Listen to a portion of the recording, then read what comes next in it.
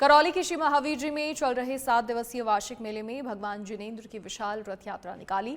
भगवान जिनेंद्र की एक झलक पाने के लिए श्रद्धालुओं में उत्साह नजर आया, तो वहीं रथ यात्रा में डिप्टी सीएम दिया कुमारी भी शामिल हुई।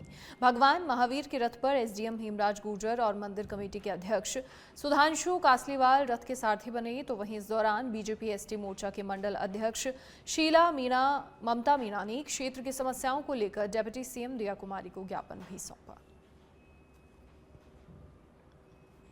श्री महावीर जी दर्शन के लिए मैं यहाँ आई हूँ और बहुत अच्छा लगा। अभी रथ यात्रा का भी आज रथ यात्रा का भी शुभारंभ था और बहुत अच्छा लगा। यहाँ के बहुत अच्छी सुविधाएं हैं, दर्शन भी मैंने किए। बहुत सुंदर परिसर है और हम सबकी हमने देखा बहुत सारे श्रद्धालु भी यहाँ आए हैं। प्रयास करेंगे सरकार भी यहाँ और अच्छी डेवलपमेंट के काम करे। हम और क्या कर सकते हैं जिससे कि सुविधाएं और अच्छी हों और भी प्रचार प्रसार करें ताकि यहाँ स्पिरिचुअल टूरिज्म की भी संभावनाएं बहुत है, उसको भी बढ़ाने के लिए प्रयास करेंगे।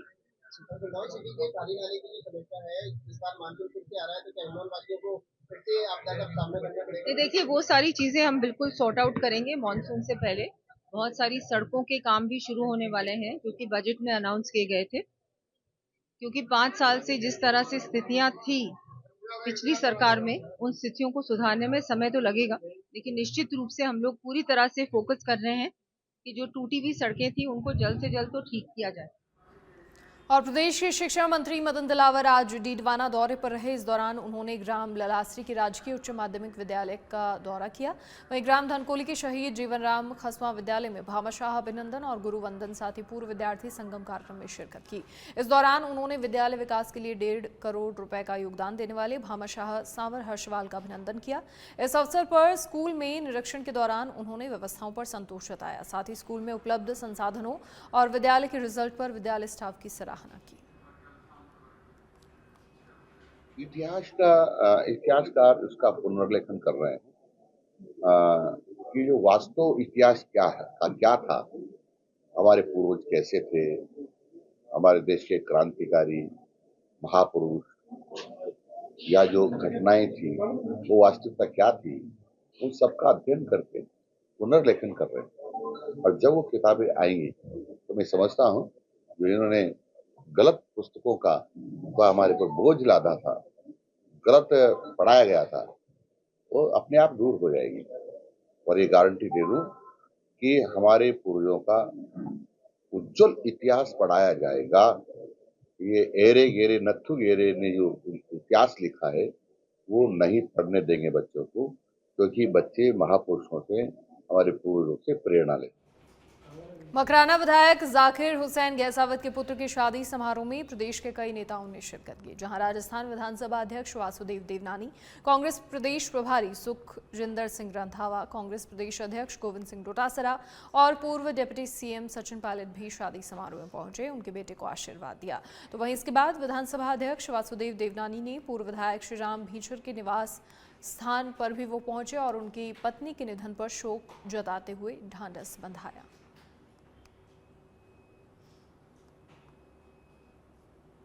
जयपुर सीकर हाईवे पर टांटियावास टोल के पास एक तेज रफ्तार स्कॉर्पियो सामने चल रहे ट्रक में घुस गई और टक्कर इतनी जबरदस्त थी कि स्कॉर्पियो में तुरंत आग लग गई। गनीमत रही कि कार में सवार 5 लोगों की जान बच गई। हालांकि इस दौरान 4 लोगों को मामूली चोटें आई हैं, जिसके बाद घायलों को नजदीकी अस्पताल पहुंचाया गया।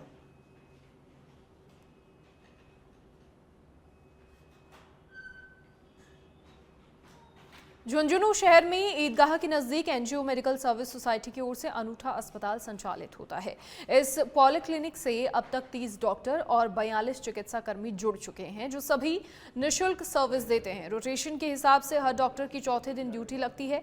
ये क्लिनिक रोजाना शाम को 2 घंटे ही खुलता है, लेकिन इस दौरान औसतन 50 से अधिक मरीज इलाज करवाने आते हैं। इसमें रोजाना 5 से 10 डॉक्टर शाम के समय 5 से 7 बजे तक रोटेशन के अनुसार अपनी निःशुल्क सेवाएं देते हैं। रोगी को जहां तक संभव होता है दवा फ्री दी जाती है। जरूरतमंद लोगों के प्रति सेवा भाव को देखते हुए कई सामाजिक संगठन भी इस सोसाइटी की मदद के लिए आगे आ रहे हैं। Lions club Jhunjhunu, Mahavir international Jhunjhunu ने भी मेडिकल उपकरण उपलब्ध करवाए। यहाँ पर इलाज करवाने के लिए आने वाले मरीजों और उनके परिजनों को भी किसी तरह के महंगे इलाज की झिझक नहीं होती और अपनी बीमारी को खुलकर डॉक्टर्स के सामने रखते हैं।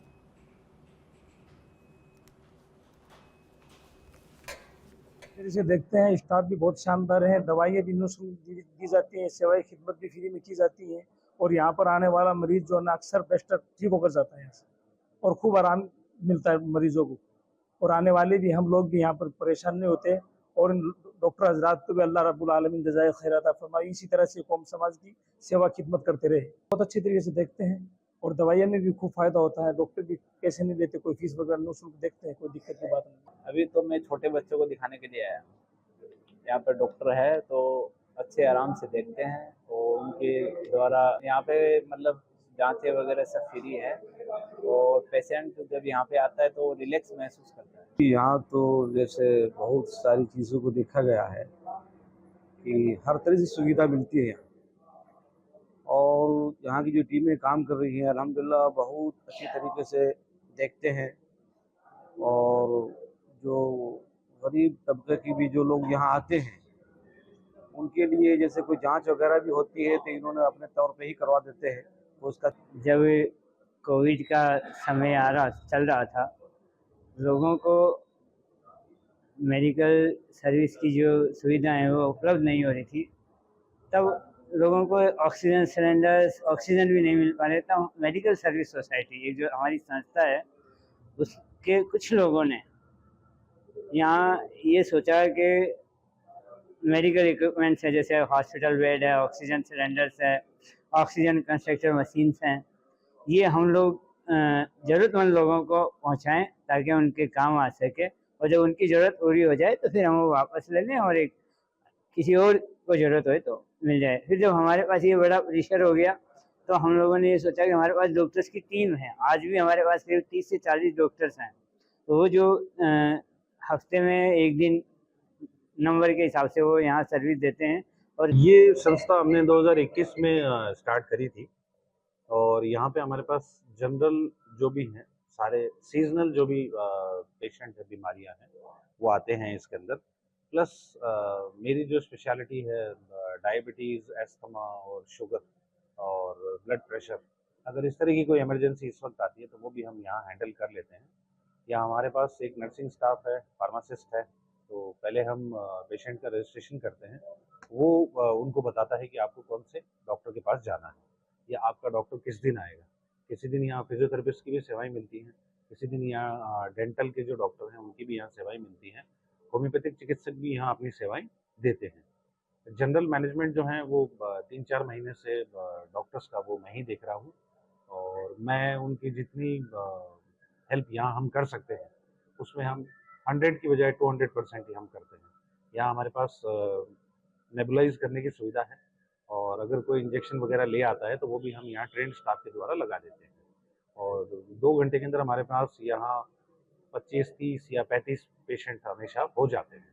तो हम यही कोशिश करते हैं कि हम उनको बेस्ट से बेस्ट सर्विस प्रोवाइड करें, जो हम देंगे और देते रहेंगे। ये प्रदूषित शहरों में शामिल पाली के लोगों के लिए अच्छी खबर है। दरअसल पाली पर लगे प्रदूषण के कलंक के दाग को धोने के लिए कपड़ा उद्यमियों और पॉल्यूशन कंट्रोल बोर्ड ने कमर कस ली है और दिन प्रतिदिन पाली में जल प्रदूषण का स्तर कम होते होते पूरी तरह खत्म होने की स्थिति में आ गया है, जिससे किसानों को भी राहत मिलने की उम्मीद है। देखिए रिपोर्ट।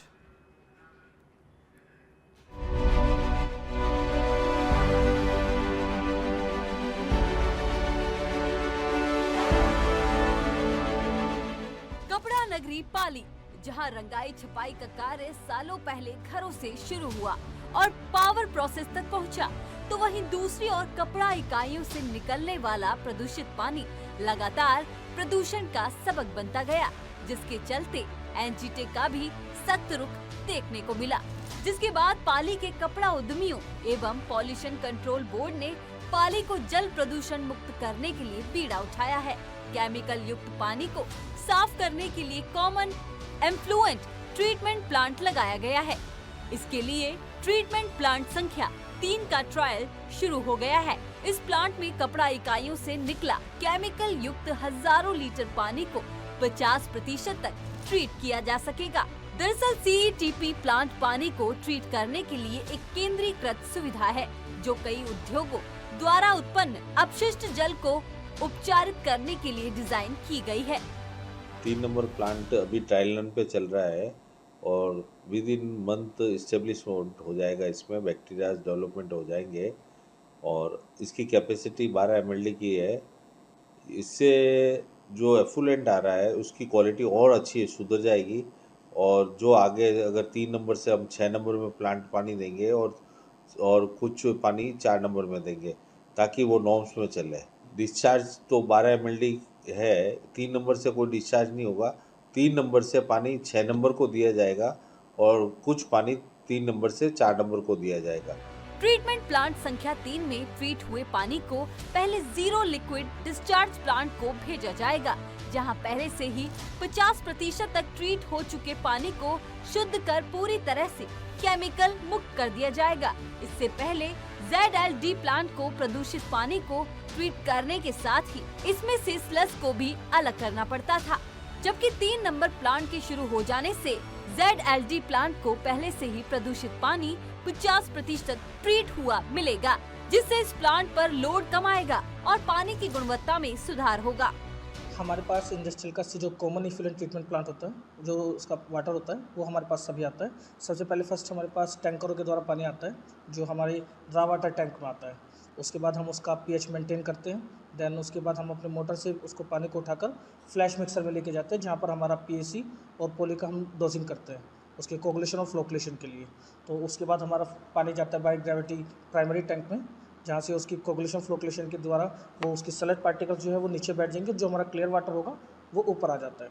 उसके बाद हमारा पानी बाय ग्रेविटी आता है हमारे इक्वलाइजेशन टैंक में, जहाँ पर उसमें एयर चलती रहती है, जिसके उससे एयर से मतलब हमारा जो pH में ऊपर नीचे होता है या कम ज़्यादा होता है वो मेंटेन हो जाता है, इक्वल हो जाता है। लाइक COD BOD ये सब हमारा इक्वल उसी में हो जाएगा।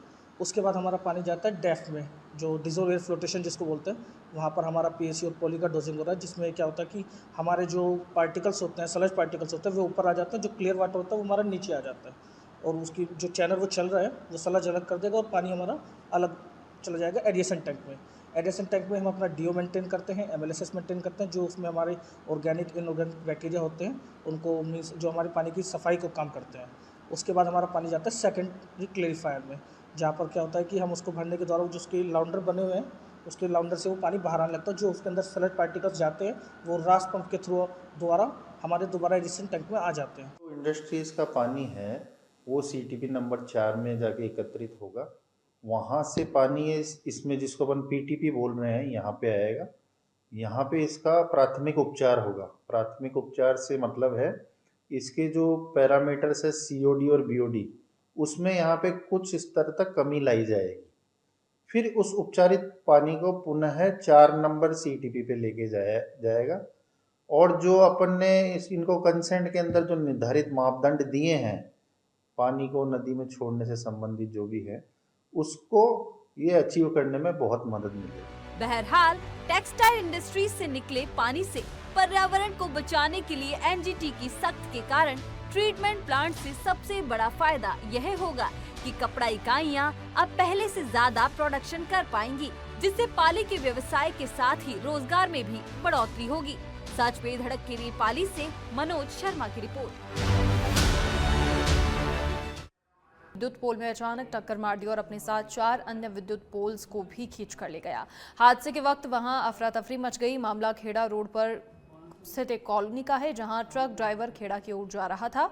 ट्रक ड्राइवर ने लापरवाह तरीके से ट्रक को मोड़ा और वहां पर लगे विद्युत पोल में टक्कर मार दी। जल्दबाजी में ट्रक ड्राइवर जैसे ही ट्रक को आगे लेने लगा तो उस दौरान ये पूरा हादसा हुआ। अगली खबर का रुख करेंगे। खैरथल तिजारा की विभिन्न ग्राम पंचायत समितियों में सांसद संपर्क संवाद यात्रा कार्यक्रम का आयोजन हुआ, जहां केंद्रीय मंत्री भूपेंद्र यादव ने यशोदा में जलियांवाला बाग के शहीदों और बाबा साहेब डॉक्टर भीमराव अंबेडकर की तस्वीर पर श्रद्धांजलि अर्पित कर सांसद संवाद संपर्क यात्रा शुरू की। इस दौरान उन्होंने ग्रामीणों से स्थानीय समस्याओं की जानकारी ली और समस्याओं का मौके पर निस्तारण करवाया।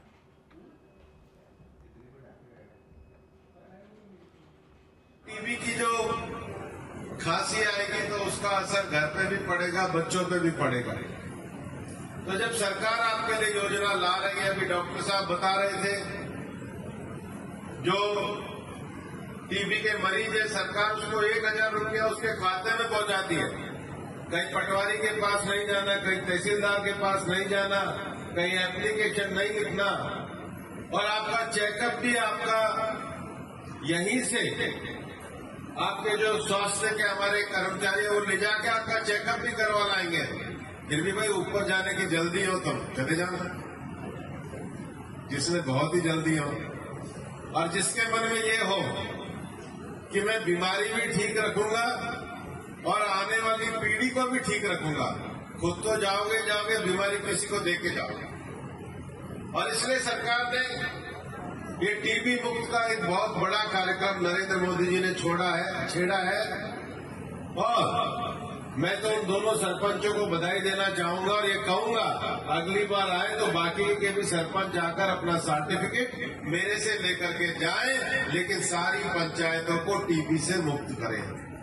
और प्राणनाथ हॉस्पिटल, गांधी विद्या मंदिर और तेरापंथ युवक परिषद के संयुक्त तत्वावधान में सरदार शहर में प्राणनाथ मैराथन का आयोजन हुआ। इस दौड़ का उद्देश्य था नेत्रदान के प्रति समाज में जन जागरूकता फैलाना। नेहरू पार्क से शुरू हुई मैराथन में हर उम्र के प्रतिभागियों ने सफेद टी शर्ट और कैप पहनकर उत्साह के साथ हिस्सा लिया।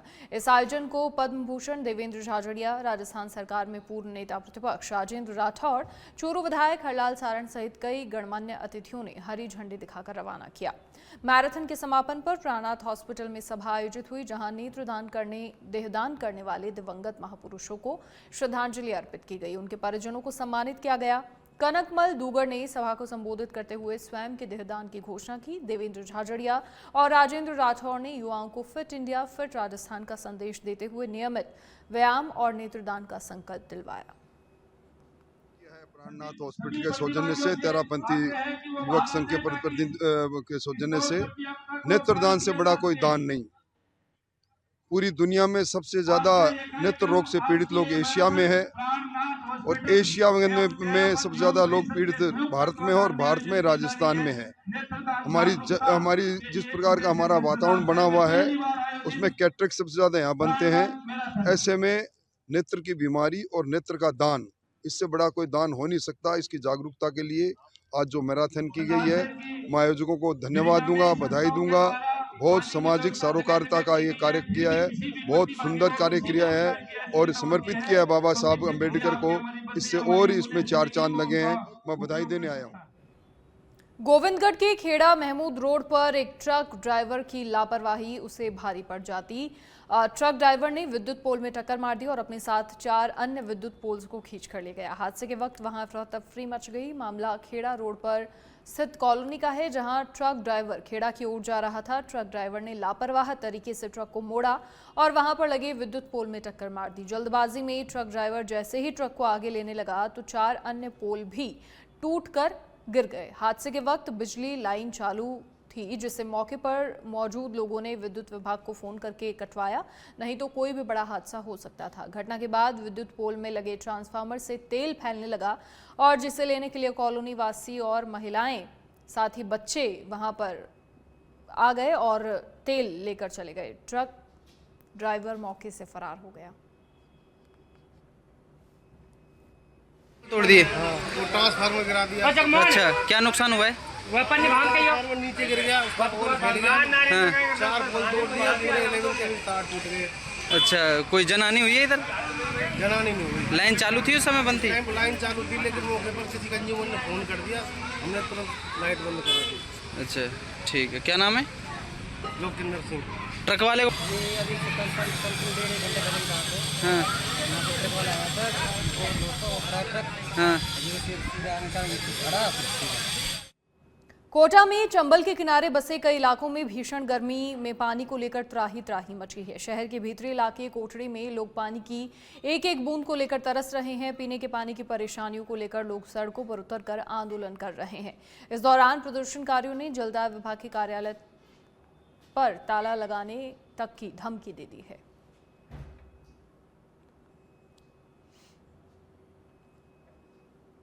राजस्थान हज ट्रेनर रिलीफ फाउंडेशन की ओर से जयपुर में हज ट्रेनिंग कैंप का आयोजन हुआ, जहां हज ट्रेनिंग कैंप मस्जिद अजीजुल्लाह नला नीला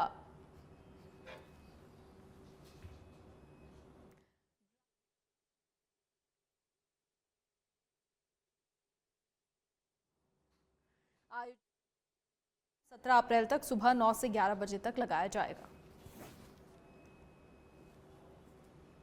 खबर कोटा से है, जहां लोकसभा अध्यक्ष ओम बिरला संसदीय क्षेत्र कोटा के दौरे पर रहे। ओम बिरला ने बैसाखी पर्व पर आगमगढ़ साहिब गुरुद्वारा पहुंचकर मत्था टेका और गुरुद्वारा साहिब में स्पीकर बिरला को सरूपा भेंट कर उन्हें सम्मानित किया गया। इस मौके पर बिरला ने संगत के बीच बैठकर लंगर खाया।